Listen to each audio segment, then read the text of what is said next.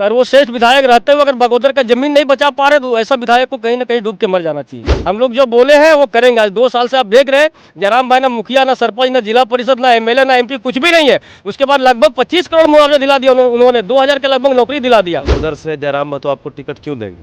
बगोदर से टिकट इसीलिए देंगे क्योंकि जयराम भाई का एक कहना था जिसकी जितनी आबादी उतनी हिस्सेदारी। राहुल गांधी में जयराम भाई में फर्क है, बस यही आप समझ लीजिए। जयराम भाई जो बोलते हैं वो करते हैं। वो एक अच्छे से इंसान है और वो गरीब के बेटा है। राहुल गांधी के ऐसा अरबपति नहीं है कि कुछ भी बोल दे कोई उससे सवाल नहीं कर सकता। जयराम भाई से हम लोग सवाल करते हैं कुछ भी बात होता है तो। हमारा जिला परिषद मुसलमान नहीं है। मुखिया पंचायत का जब चुनाव होता है तो मुखिया को जाकर हराने का काम करता है हमारे लोगों को। तो मुसलमान सिर्फ वोट बैंक देने के लिए पैदा नहीं हुआ है, वोट देने के लिए। इस बार मुसलमान जाग चुका है। अब सोच लीजिए अगर बिना प्रचार किए अगर संजय मेहता को 1.5 लाख वोट मिलता है तो सोचिए प्रचार होगा तो इस बार क्या होगा। एनडीए गठबंधन के बाद एक से बढ़कर एक स्टार प्रचारक, गृह मंत्री, प्रधानमंत्री, रक्षा मंत्री, रेलवे मंत्री, तमाम लोग यहाँ पर आएंगे। आपके पास तो कोई नहीं। देखिए प्रचारक तो 24 साल से आए और झारखंड के लोगों को बुर्बक बनाए, बेवकूफ़ बनाए। लेकिन इस बार हम लोग को प्रचारक की जरूरत नहीं है। सबसे बड़ा प्रचारक तो 2 साल से जो जयराम भाई जो पूरे झारखंड को जगा दिए, उससे बड़ा प्रचारक कोई शाहरुख खान भी आ जाएगा तो जयराम भाई को इस बार नहीं हरा सकता। इस बार इशू निकाले तो 5.5 लाख लोग यहाँ से बाहर पलायन कर चुके, बाहर जाके काम करते हैं और वहाँ से उनकी लाश आती है। हमारे दुर्भाग्य की बात है। इस बार कोई भी आ जाए, चाहे प्रधानमंत्री आए या गृह मंत्री आए या शाहरुख खान आए, आमिर खान आए, कोई भी आए, इस बार झारखंड के लोग किसी का नहीं सुनने वाले। इस बार सिर्फ only for Tiger Jairam Mathur. Rizwan Ansari को अगर टुंडी से या बोकारो से टिकट नहीं मिलता है तो फिर कहेंगे कि हमको बगोदर चाहिए। देखिए हम लोग कहीं ना कहीं फॉर्म भरे थे। कौन कैंडिडेट कहाँ से लड़ेगा उसका फॉर्म भरा जा रहा था। तो फॉर्म में हम बगोदर से भरे हैं और वो टुंडी से भरे हैं और बोकारो से भरे। तो जो जहाँ फॉर्म भरा वहीं जाएगा ना। अभी आपके केंद्रीय अध्यक्ष बोले थे कि जो लोकसभा का चुनाव लड़ेगा वो विधानसभा का नहीं लड़ेगा। नहीं, केंद्रीय अध्यक्ष बोले थे, लेकिन हम लोग को ऐसा लगा जो अच्छा वोट लाया है उसको इस बार टिकट दिया जाए। चूंकि जो आदमी 1.5 लाख वोट लाया वो चुनाव जीत सकता है। बगोदर बस स्टैंड में एक फर्जी पंडित आया हुआ है, बस 15-20 साल से उन्होंने मंदिर बनाया। मंदिर तो आस्था का जगह, हम कदर करते हैं।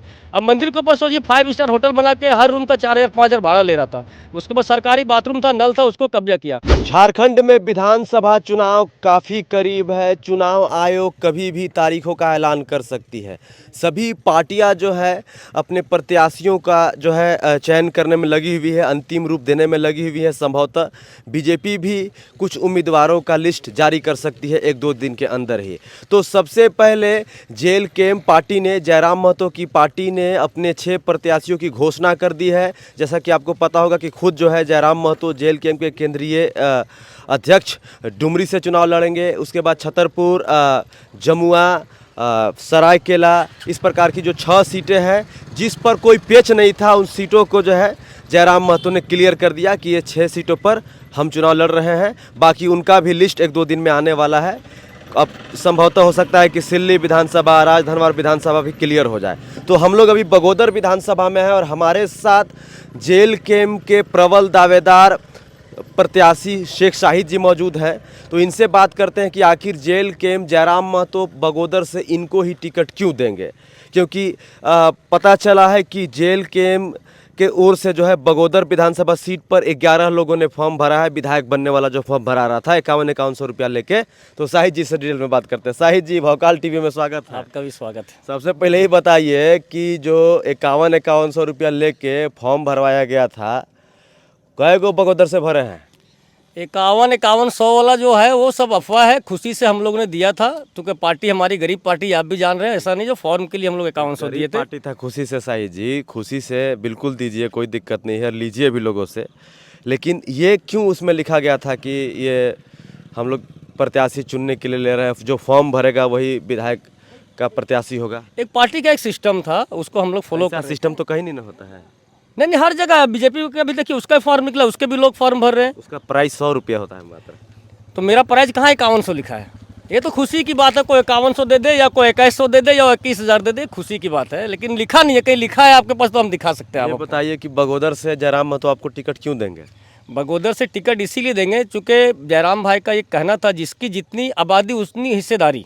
ठीक है, तो मेरे हिसाब से, और आप भी यहाँ पता कर सकते हैं, मुस्लिमों की आबादी 1 नंबर पे है और मुस्लिम कैंडिडेट में मैं ही फॉर्म भरा हूँ वहाँ। इसलिए हमको टिकट मतलब मिलना चाहिए। बाकी पार्टी के ऊपर निर्णय है, पार्टी जिसको देगी। लेकिन ऐसा जो हिसाब से जयराम भाई बोले थे, जिसकी जितनी आबादी उतनी भागीदारी के हिसाब से हम यहाँ कंप्लीट बैठ रहे हैं बगोदर में।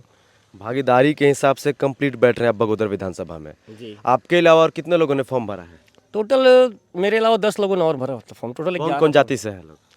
सभी जाति से हैं, सभी जाति से। आपके अनुसार ये कह रहे हैं कि मुस्लिम मतदाता की संख्या सबसे ज्यादा है बगोदर विधानसभा में, दूसरे नंबर पे महतो है। जी, दूसरे नंबर पे महतो है। हम लोग को 20.3 पॉइंट है, 19 पॉइंट कुछ है महतो। उसके फिर बाद तो जयराम महतो अपने जाति समुदाय वालों को देंगे, आपको क्यों देंगे?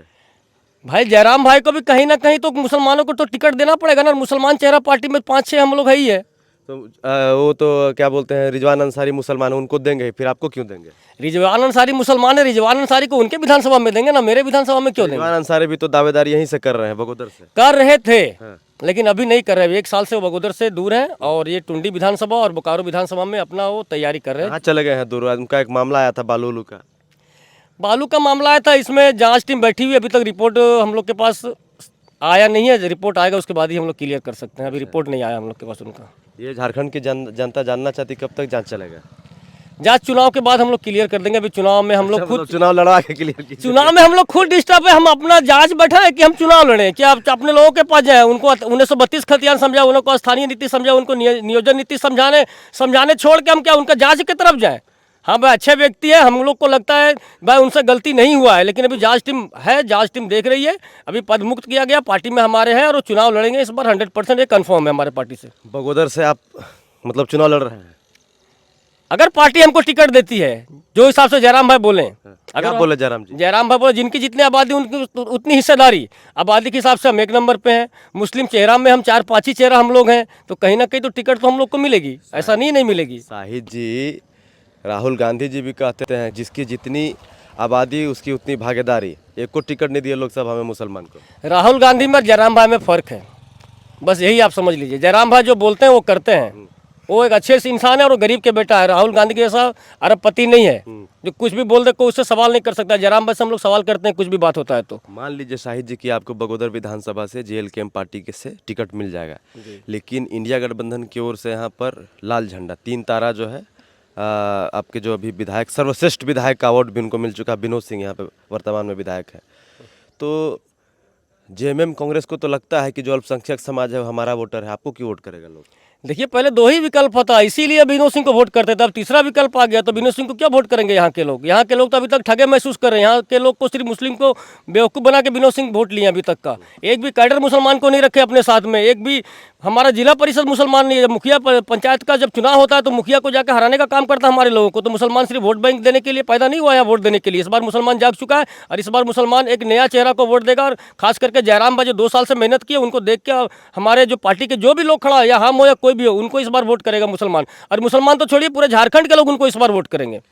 शाहिद जी, सबसे बड़ा सवाल ये है कि इंडिया गठबंधन की बात करें तो कल्पना सोरेन, हेमंत सोरेन की पत्नी, गांडे विधायक कल्पना सोरेन काफ़ी सुर्खियों में हैं, अपनी बेबाकी के लिए जानी जाती हैं। बहुत ही मुखर होकर धारा प्रवाह तरीके से भाषण देती हैं, बोलती हैं। एनडीए गठबंधन के बाद एक से बढ़कर एक स्टार प्रचारक है, गृह मंत्री, प्रधानमंत्री, रक्षा मंत्री, रेलवे मंत्री, तमाम लोग यहाँ पर आएंगे। आपके पास तो कोई नहीं है। देखिए, प्रचारक तो 24 साल से आए और झारखंड के लोगों को बुर्बक बनाए, बेवकूफ़ बनाए, लेकिन इस बार हम लोग को प्रचारक की जरूरत नहीं है। सबसे बड़ा प्रचारक तो 2 साल से जो जयराम भाई जो पूरे झारखंड को जगा दिए, उससे बड़ा प्रचारक कोई शाहरुख खान भी आ जाएगा तो जयराम भाई को इस बार नहीं हरा सकता इस बार। क्योंकि यहाँ के लोग जान गए, हमको प्रचारक को नहीं देखना है।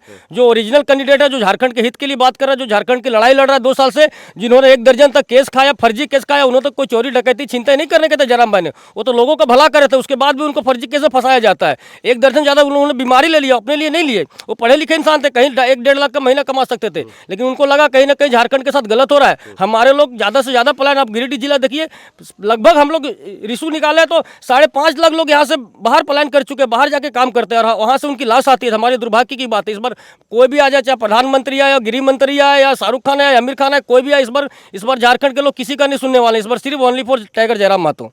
जयराम महतो लोकसभा में डुमरी छोड़ के कहीं प्रचार नहीं करने गए थे, गिरिडीह लोकसभा छोड़ के, तो आपकी विधानसभा में कैसे आएंगे?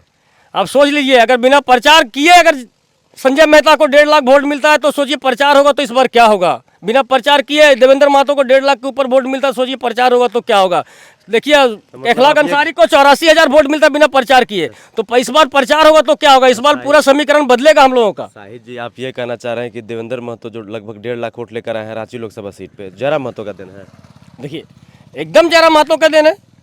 उससे पहले वो चुनाव लड़े हैं। हम देखिए वो मेरा पार्टी के हैं और हमारे बड़े नेता, हम उनका इज्जत सम्मान करते हैं, लेकिन जो सच्चाई है उनको बोलना चाहिए। आज जो भी वोट हम लोग को आया पार्टी में, चाहे जो भी कैंडिडेट खड़ा हो, कहीं ना कहीं जयराम भाई का ही देना है। उनका चेहरा देख के वोट आया। देवेंद्र नाथ महतो वो शख्स है कि उसके एक आह्वान पर झारखंड के 24 जिलों में जो है पूरा मशाल जुलूस निकल गया, पूरा झारखंड को धुआं धुआं कर दिया।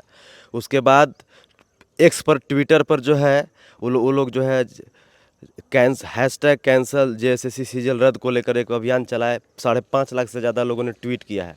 आप कैसे कह रहे हैं कि जयराम महतो की वजह से वोट आया है देवेंद्र नाथ महतो को? देखिए ये सच्चाई है।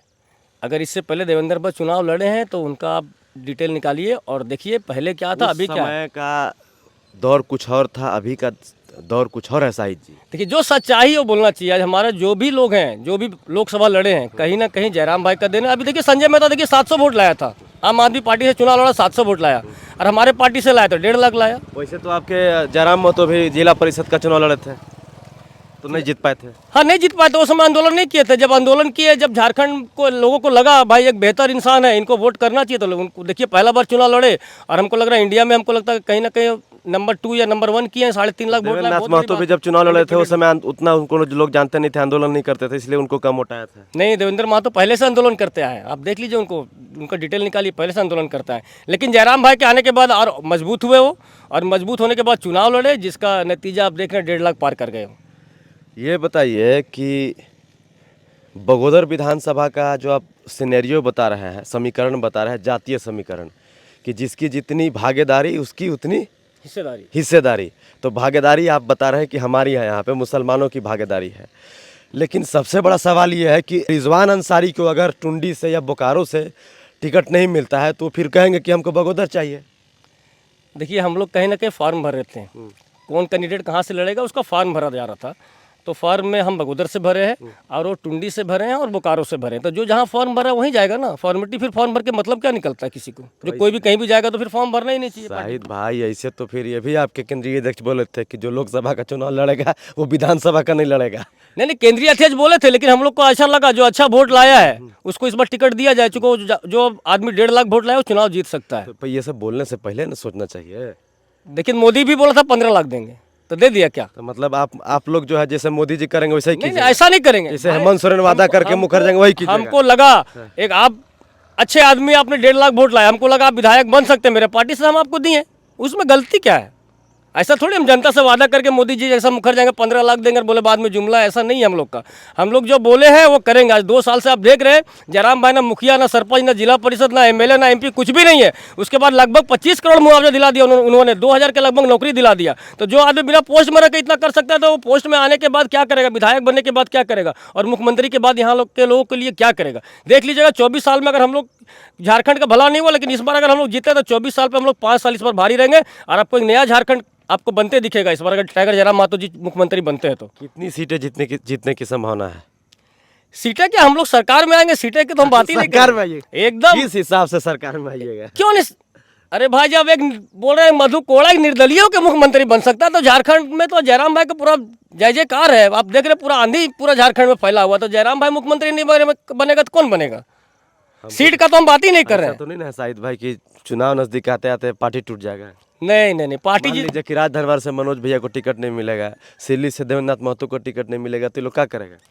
देखिए जो सच्चा कार्य करता है पार्टी का, देखिए हम भी फॉर्म भरे, अगर हमको टिकट नहीं मिलेगा तो क्या हम पार्टी छोड़ देंगे क्या? देखिए जो सच्चा कार्य करता है, जो झारखंड का भला चाहता है, जो झारखंड के लोगों को भला चाहता है, वो चुनाव के लिए या टिकट के लिए अपना पार्टी को नहीं छोड़ सकता है। और अगर जो लालची से आया है सिर्फ टिकट के लिए वो छोड़ेगा तो हम लोग को गम भी नहीं है। ये बताइए शाहिद भाई कि सिल्ली में देवेंद्र से बढ़िया कौन उम्मीदवार हो सकता है जेल कैम्प के लिए? देखिए अभी ये तो हमारे टाइगर जयराम महतो जी बोल सकते हैं, चूँकि वो अध्यक्ष है, हम केंद्रीय उपाध्यक्ष है, तो हम ये चीज़ नहीं बोल सकते। आप लोग उनसे मिलना जुलना आप लोग का है, आप उनसे बैठ लेते हैं, तो उनसे अगर पूछेंगे तो ज़्यादा बेहतर रहेगा। देवेंद्र भाई भी मेरे भाई हैं और लोग कोई फॉर्म भरे वो भी मेरे भाई हैं। यहाँ के मुसलमानों को, जो आप ही अल्पसंख्यक समाज से आते हैं और आप ही का कहना है कि अल्पसंख्यक समुदाय के लोगों की भागीदारी यहाँ पर सबसे ज़्यादा है बगोदर विधानसभा सीट में, तो जो आपके समुदाय के लोग हैं उनसे बातचीत किया है कि भाई हम जेल कैम्प से उम्मीदवार हो सकते हैं? एकदम हमारे जितने हमारे पंचायत हैं सब जगह हमारे सदर सेक्रेटरी सबके साथ मीटिंग हुई और सब ने इस बार भरोसा दिलाया जो आप खड़ा होइए और हम लोग खुल के आपको वोट करेंगे। और ऐसा नहीं मुस्लिम समुदाय के लोगों की नहीं, अभी आपको पता था हमारे बगोदर विधानसभा में एक पंचायत था जरमुने, वहाँ भू माफियाओं द्वारा शमशान का रोड को बंद कर दिया गया था।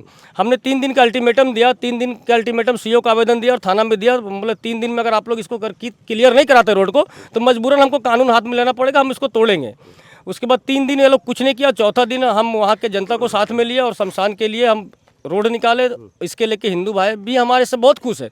अभी आपको पता होगा बगोदर बस स्टैंड में एक फर्जी पंडित आया हुआ है, बस 15-20 साल से उन्होंने मंदिर बनाया। मंदिर तो आस्था का जगह, हम कदर करते हैं। अब मंदिर के ऊपर सोचिए 5 स्टार होटल बना के हर रूम का 4,000-5,000 भाड़ा ले रहा था।